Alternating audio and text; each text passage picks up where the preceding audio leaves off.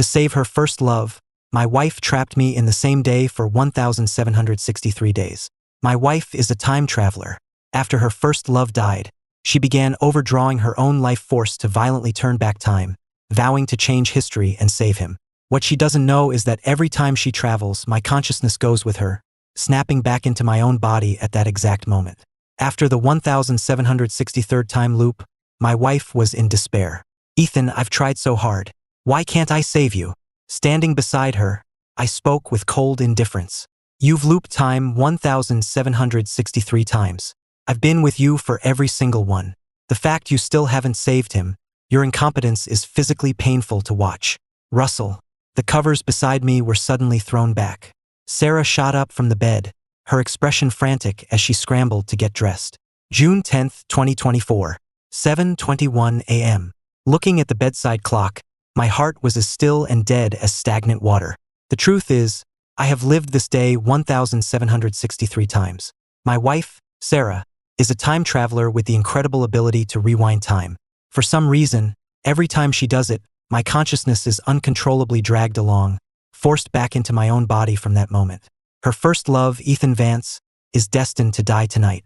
Ever since it first happened, she has been frantically rewinding time, swearing she would save him no matter the cost. This is her 1,763rd attempt.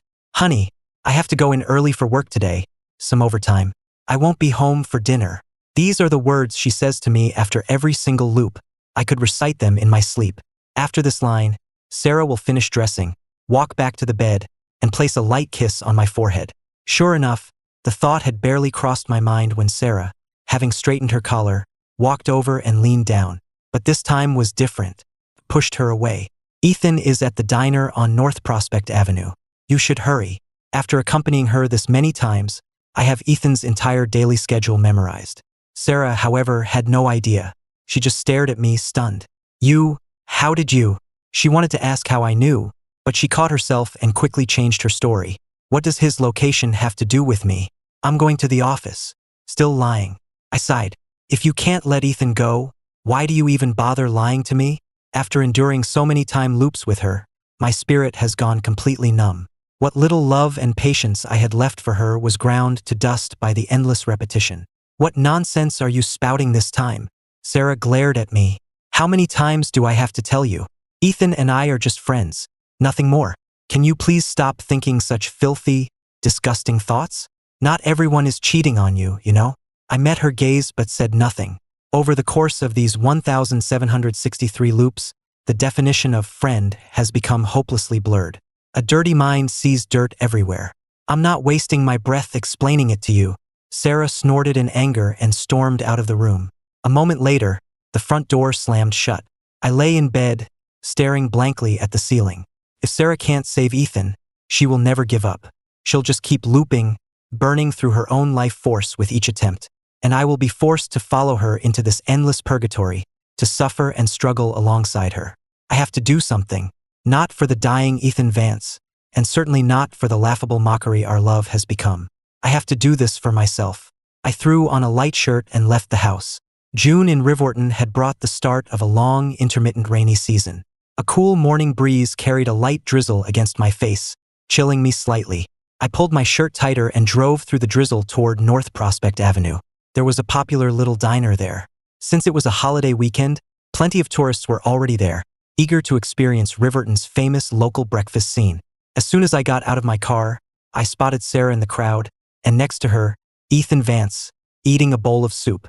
I walked straight inside, ordered a coffee from the owner, and sat down at their table. "Daniel, what are you doing here?" Sarah's eyes went wide when she saw me, clearly flustered at being caught in her lie. "Let me explain. I was on my way to the office for that overtime, but I had no interest in hearing her excuses. I just raised a hand to cut her off, my face a blank mask. Just eat." The three of us ate the rest of our breakfast in silence. Ethan finished quickly, but Sarah, lost in thought, barely touched her food. The silence must have unnerved her, because she started talking again, rushing the words out. "Daniel, the truth is, Ethan was finally visiting Riverton, so I wanted to show him around. I didn't tell you because I was afraid you'd get the wrong idea. In the original timeline, Ethan was in Riverton for a trip, which included attending a charity auction tonight. He dies in a freak car accident on his way home from that auction. In the previous 1,762 loops, Sarah tried everything she could think of, but she could never stop Ethan from going to that auction. If she keeps trying the same things, it won't matter how many more times she loops. The result will be the same. I put down my fork, wiped my mouth with a napkin, and slowly stood up, looking at the two of them. I ignored Sarah's words and locked eyes with Ethan. Then I clenched my fist and drove it straight into his face. Thwack! I put all my strength into the punch. The heavy, sickening sound turned every head in the diner. Dozens of eyes were suddenly fixed on us. Ethan stumbled back, clearly shocked that I would just attack him out of nowhere. Sarah was frozen too, staring at me in disbelief. But I didn't hesitate. I lunged forward and slammed my foot into his chest. The force of the kick sent Ethan flying backward until he crashed into the wall with another loud thud. Sarah finally snapped out of it and threw herself in front of Ethan. "Stop it, Daniel. What are you doing? I'm beating him up. Is that not obvious?" I yanked her aside and landed another kick. Ethan grunted in pain, collapsing to the floor and gasping for air. This time, Sarah used all her strength to shove me away, her eyes blazing with fury. "That's enough. Stop acting like a complete psycho." I laughed coldly to myself. A psycho? If I am a psycho, it's because her thousands of time loops drove me insane. Sarah is my wife, yet she throws everything away for another man. And I, for 1,763 identical days, have been forced to watch her run to him over and over again. "Move," I said, my voice like ice, colder than the morning rain. This time, Sarah refused to budge, shielding Ethan with her body. The look she gave me was filled with pure hatred. "I won't let you hurt him again. You don't understand anything. You have no idea what's about to happen to him." I knew she was talking about Ethan dying tonight. What she didn't know was that my own soul had been tortured to the point of despair by these endless repetitions. She might feel the pain of her powerlessness with each failure, but what about me? With every loop, I fall deeper into a bottomless abyss of my own. At least she still has a sliver of hope to cling to. What do I have left but despair? Ethan was clutching his chest, his face twisted in agony. My kicks had been brutal. For a moment, I had even considered killing him right then and there. "Ethan, are you okay? Are you hurt?" Sarah's voice was filled with anguish. Forgetting all about me, she knelt to check on his injuries. Seeing them together like that sent a sharp, twisting pain through my chest, a heart I thought had long since stopped feeling anything. The pain tore at my nerves, but it was nothing new. My heart had already been ripped to shreds over 1,000 times before. Sarah called an ambulance. As she helped Ethan into it, she glanced back at me, her eyes filled with ice and a profound, burning hatred. After they were gone, I watched the ambulance drive away until it disappeared, my composure finally returning. It seemed my sudden violence had altered the timeline. If Ethan was hospitalized, he wouldn't be able to attend the charity auction tonight, but that wasn't a guarantee. Even the smallest possibility had to be stamped out. I didn't care if Ethan lived or died, but I refused to continue struggling in this endless abyss with Sarah. After leaving the diner, I drove to my office. It was Memorial Day weekend, so the entire company was on holiday and the office was deserted. "Mr. Miller? What are you doing here?" A young woman carrying a stack of files walked out of the records room, her face a mask of surprise as she ran into me. She was my secretary, Chloe Davis, a complete workaholic in my opinion. "Just here to take care of something. Why aren't you taking the day off?" I asked, the words coming out mechanically. I had asked her the same question 1,000 times before, and I already knew her answer. The flights home were all booked, and I was bored, so I figured I'd get some work done. Chloe said with a sweet smile. "Mr. Miller, is there something urgent? Do you need my help?" I nodded and led her into my office. "I need you to go to the hospital right now. Find a patient named Ethan Vance and keep an eye on him. Do whatever it takes to make sure he stays in that hospital tonight." I took out a credit card and handed it to her. "Use this to make it happen. I don't care what it costs. I just want results." Chloe was a competent secretary. She didn't ask why, just took the card and left the office. With her watching Ethan, she could call me immediately if anything unexpected happened. Alone in my office, I turned on my computer and started gathering information about tonight's charity auction. Ethan died on his way home from this auction. If I could get him to skip it entirely, maybe the accident could be avoided. Just then, my phone rang. It was Sarah. I had no desire to talk to her, so I declined the call. But Sarah was persistent and called right back. The shrill ringing in the empty office grated on my nerves. What? I answered, my tone sharp. I felt nothing for this woman anymore. After this was all over, I was going to file for divorce. As expected, Sarah was calling to chew me out. Daniel, I am so disappointed in you. And, I replied, feeling nothing at all. Her disappointment meant nothing to me anymore. I had long since run out of patience for her. And, do you have any idea how hard you hit him? Ethan is in the hospital because of you. The moment Ethan got hurt, she seemed to forget her entire reason for being here.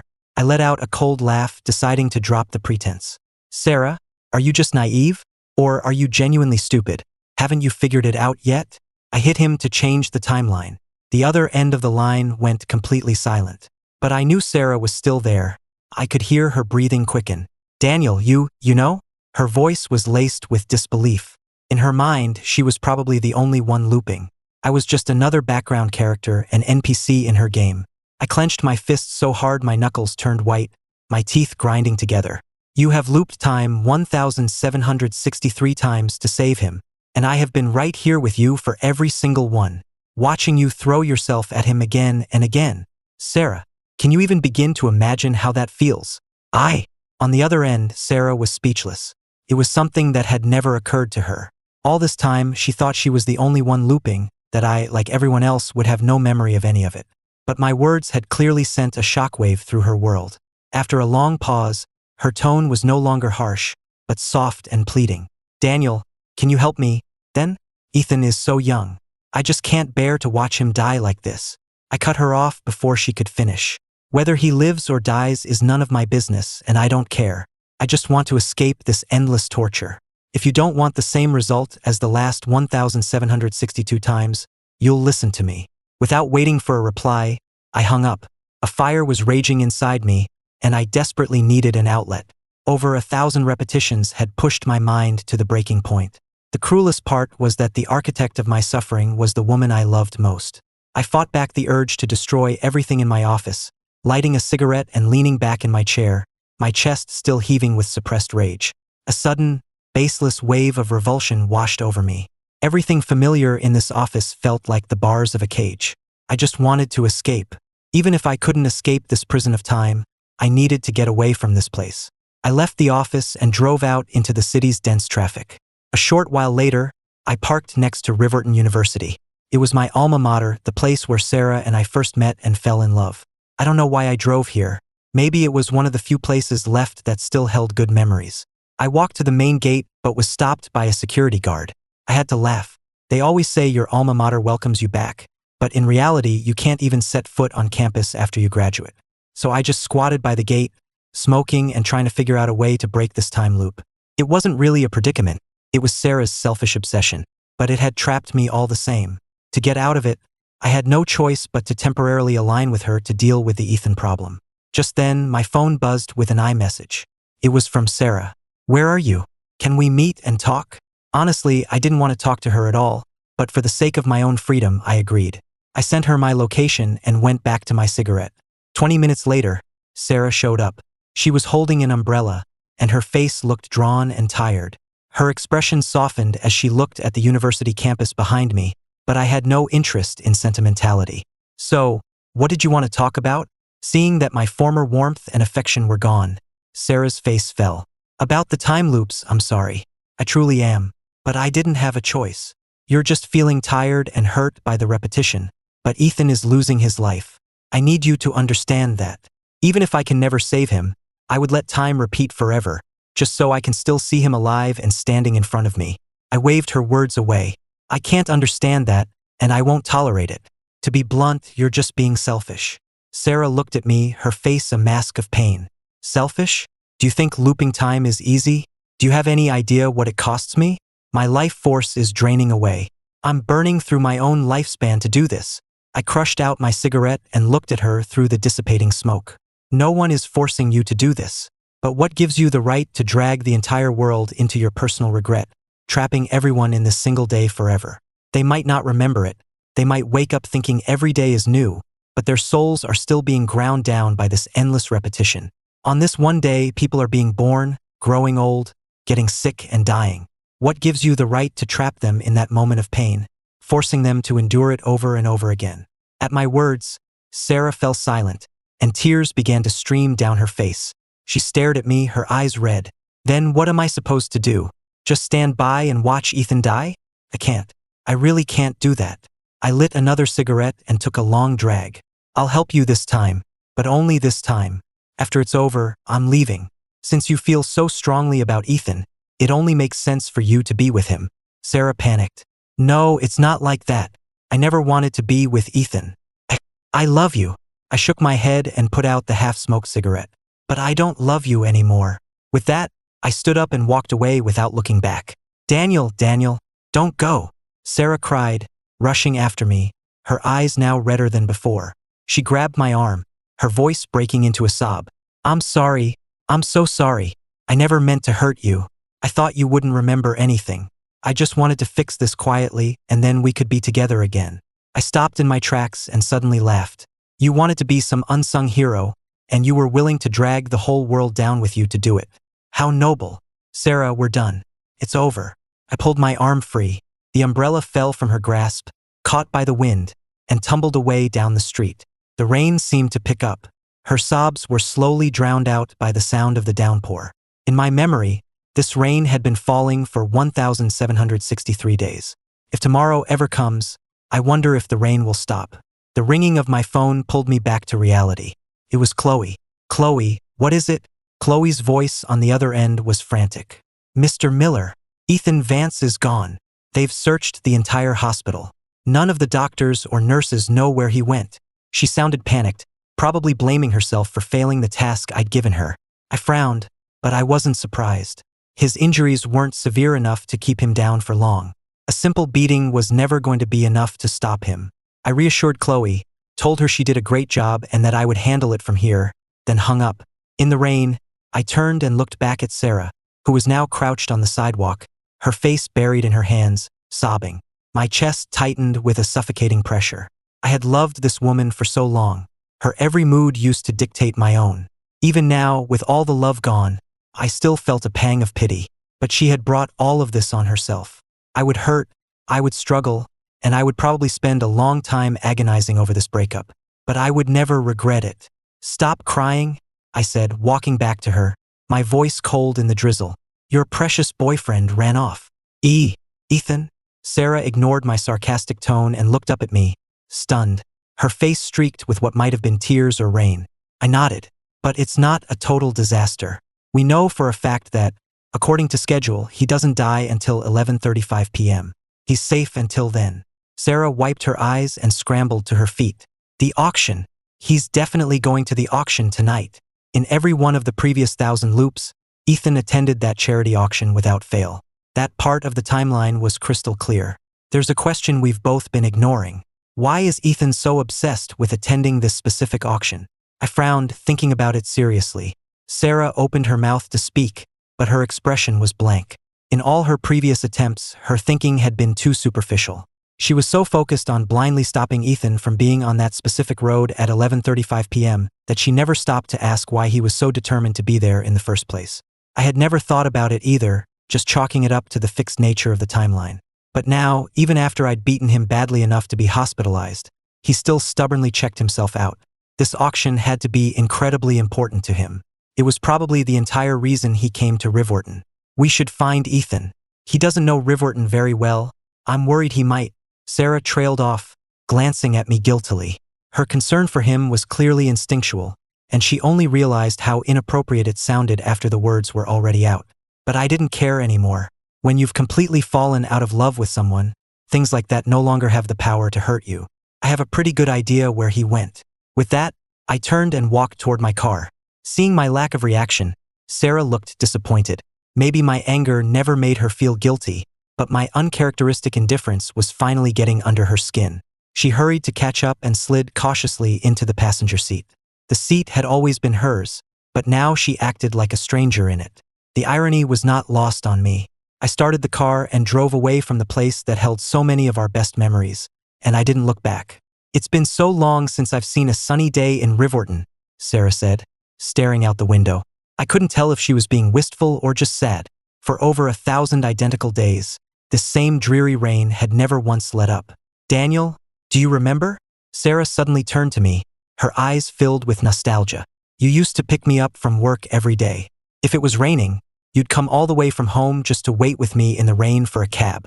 It was always impossible to get one during rush hour, and we'd be shivering in the wind, and you would hold me to keep me warm.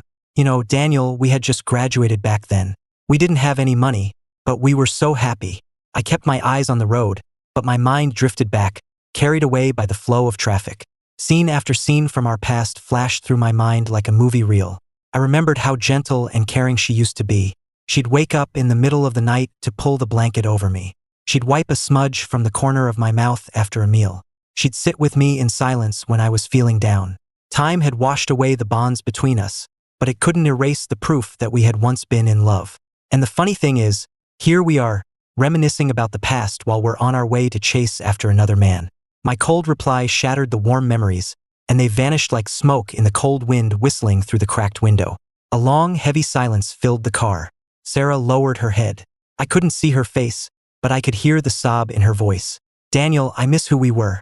I never wanted to leave you. I just wanted to save Ethan as a friend. Can you understand that? I was silent for a long time before answering in the calmest voice I could manage. I can try to understand, but I can't forgive you. Sarah, love is selfish. Sarah turned to look out the window again. I couldn't hear her crying, but I could see her shoulders shaking. I pulled up in front of the Galleria. When I'd beaten Ethan up, I'd ruined his expensive suit. If he was still planning on attending a charity auction, he'd need a new one. This was the closest high-end mall to the hospital. As I was getting out of the car, Sarah grabbed my arm, a hesitant look on her face. After all these years, I could still read her like a book. Are you afraid I'm going to hit him again? I asked, my expression calm. Sarah looked embarrassed, but she nodded. It's not right to hit people. You never used to be violent. I shot back, and you never used to be so passionate about other men. She lowered her head and said nothing. I had no desire to argue about it further, so I just walked into the mall. We finally found Ethan in a high-end designer store. He was inside picking out a suit. Aside from the bruise under his eye where I'd punched him, he looked fine. I couldn't help but wonder if I should have hit him harder, or maybe just broken his leg. That would have kept him in the hospital. But there was no way to know for sure. If he was determined enough, he'd probably just pay someone to will him into the auction. Sarah and I walked into the store. The moment Ethan saw me, his expression changed and he took a few steps back, clearly still wary of me after what happened this morning. Sarah rushed over to him. Ethan, you can't go to the auction tonight. She was clearly anxious, her words blunt and direct. As the day wore on, her desperation was growing. Ethan glanced at me warily before asking her, "Why not?" Sarah stared him straight in the eye. "Because if you go, you're going to die." I had to stop myself from rolling my eyes. The woman was an idiot, or maybe just desperate. No wonder she'd failed over 1,000 times. Ethan stared at her for a moment, then laughed. "Don't be ridiculous. As long as he stays away from me, I think I'll be perfectly safe." He shot me a dirty look. I stepped forward. "You insist on going to this auction even after getting beaten badly enough to be hospitalized. You don't strike me as the charitable type." Ethan frowned and sneered. "Is there something wrong with being charitable? Not everyone is a crude, violent thug like you." His voice was dripping with contempt, but I didn't let it get to me. He was a dead man walking, after all. But his reaction told me something important. This auction wasn't as simple as it seemed. A guy like Ethan wasn't here for charity. The only way to find out why he was so determined to go was to go there myself. I had what I needed, so I had no reason to stay. I turned and left without another word. Ethan went back to looking at suits, but Sarah was clearly conflicted. She looked from me to Ethan, then back again, before finally gritting her teeth and following me out of the store. "Daniel, have you figured out a way to save him?" Sarah asked, trailing behind me. I didn't answer her directly. Instead, I asked coldly, "Shouldn't you be in there with him? Why are you following me?" Sarah pouted, looking hurt. "Why are you being so mean to me?" I stopped and turned to face her. "In the last 1,762 loops, you had plenty of cold words for me while you were trying to save Ethan. Now that I'm treating you the same way, you can't handle it." Sarah bit her lip and reached for my hand. "I'm sorry. I didn't mean it. It's just, with everything happening with Ethan, I was so stressed, and I took it out on you." I pulled my hand away. "You didn't mean it? The truth is you thought I wouldn't remember any of it, so my feelings didn't matter, right?" Sarah hung her head and said nothing. I went on. "The fact is, I've been enduring your emotional abuse for 1,763 days. Do you know how long that is? It's almost 5 years. For 5 years, I've been in constant pain. When other people fall out of love, they can get a divorce, they can leave. But me, I'm stuck here, repeating the same day, suffering in this endless abyss, over and over again. Sarah's eyes welled up with tears again, and she threw her arms around me. I'm sorry. I'm so sorry, Daniel. I didn't know. If I had known how much you were hurting, I would have what? Pushed her away. You can't even say it. Because you would never give up on Ethan, no matter how I felt. You couldn't do it. After that, I ignored her and walked out of the mall. In the reflection of the glass doors, I could see Sarah standing frozen in place, watching me go, an expression of loneliness and regret on her face that I had never seen before. But I just kept walking, got in my car, and drove away. Evening came and the sun began to set. I leaned against my car, lit a cigarette, and studied the building in front of me through the haze of smoke. It was a lavishly decorated private club, the venue for tonight's charity auction. Luxury cars were already pulling up to the entrance, where 2 lines of security guards were checking guests' IDs and invitations. It was a members-only event. No invitation, no entry. I didn't have an invitation, of course, but that didn't mean I couldn't get in. I'd cased this place in a few of the earlier loops and had already found a way in. A delivery truck was slowly pulling up to the service entrance. I put out my cigarette and followed it. 10 minutes later, I was walking down one of the club's ornate hallways. Just then, a man and a woman appeared at the other end of the hall.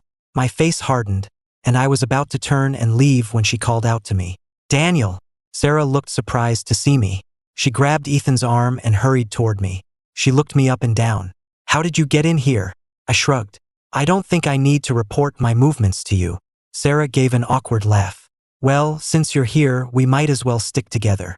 She tugged on my sleeve and lowered her voice. If we both keep an eye on Ethan, we can make sure nothing happens to him.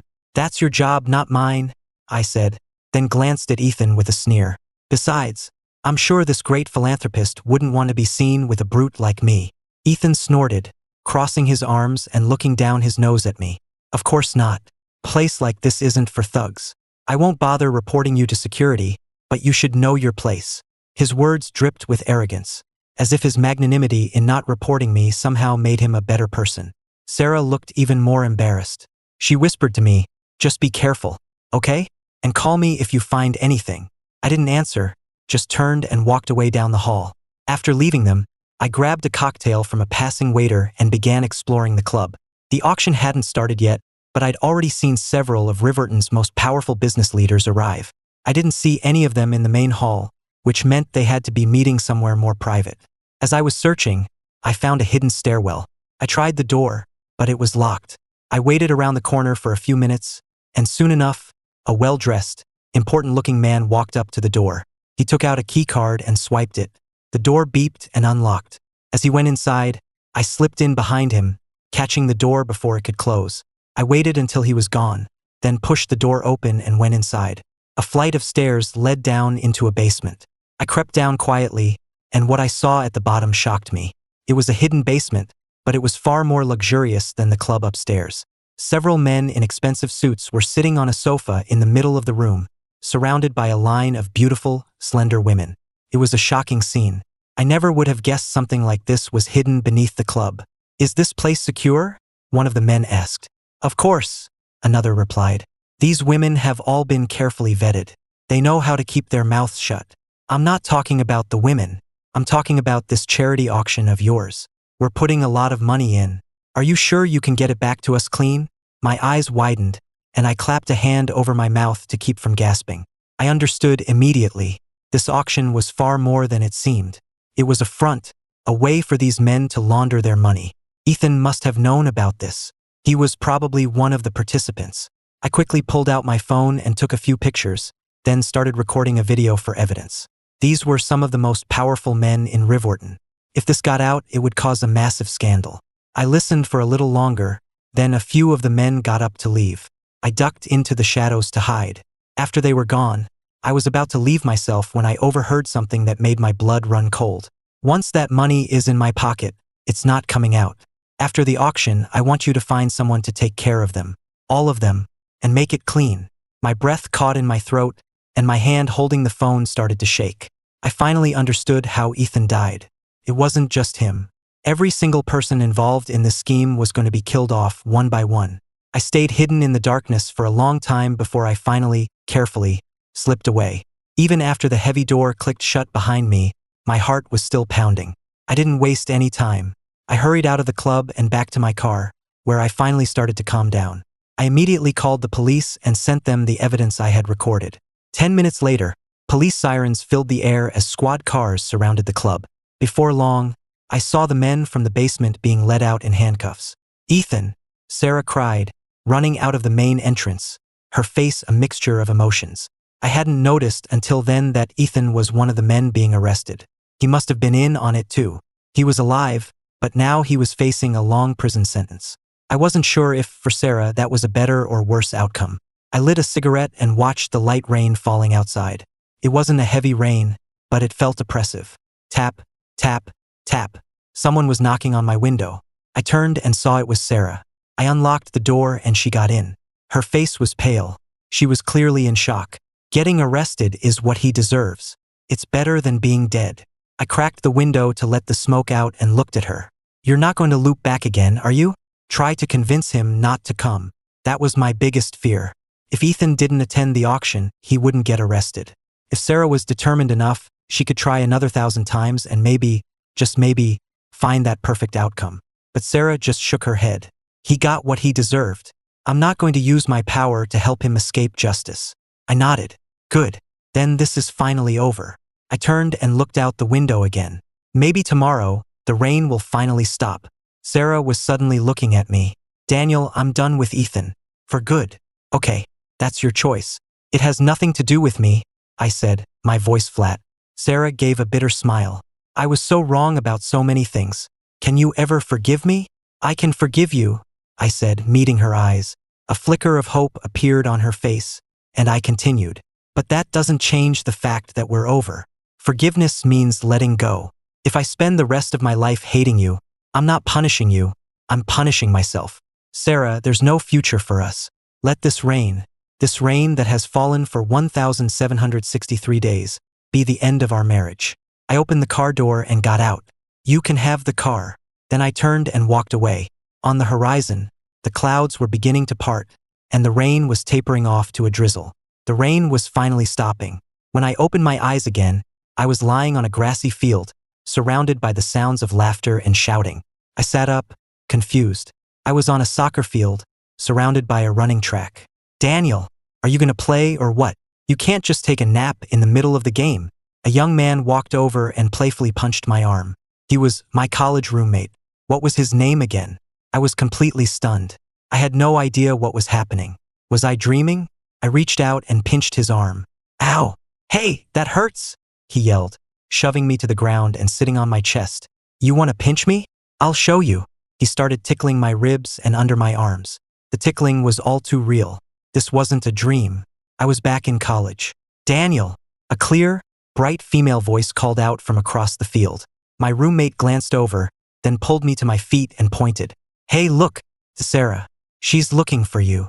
I frowned and looked where he was pointing. It was Sarah, or rather, a 20-year-old Sarah, wearing a white sundress and walking toward me, her hands behind her back. "Daniel, I like you." Sarah suddenly revealed the bouquet of flowers she'd been hiding behind her back. The entire field erupted in cheers and whistles. A public confession was always a big deal on campus, especially when it was a girl asking out a guy. My roommate grabbed my arm, practically vibrating with excitement. "Dude, holy crap. Sarah is asking you out. You're the man. Say yes. Say yes. Say yes. Say yes." The crowd of onlookers started chanting, all of them grinning at us. Sarah looked at me, her expression earnest and sincere. But I knew this was just another one of her tricks, bringing me back to this perfect moment from our past, hoping it would be enough to mend our shattered love. Under the expectant gaze of the entire crowd, I pushed the flowers away. "Sorry," I said, my voice serious. "I've got bigger things to worry about than dating right now." My words plunged the cheering crowd into a dead silence. The smile on Sarah's face froze. My roommate stared at me, his eyes wide. "Dude, I never knew you could be so dramatic." I just threw an arm around his shoulders. "Come on, let's play."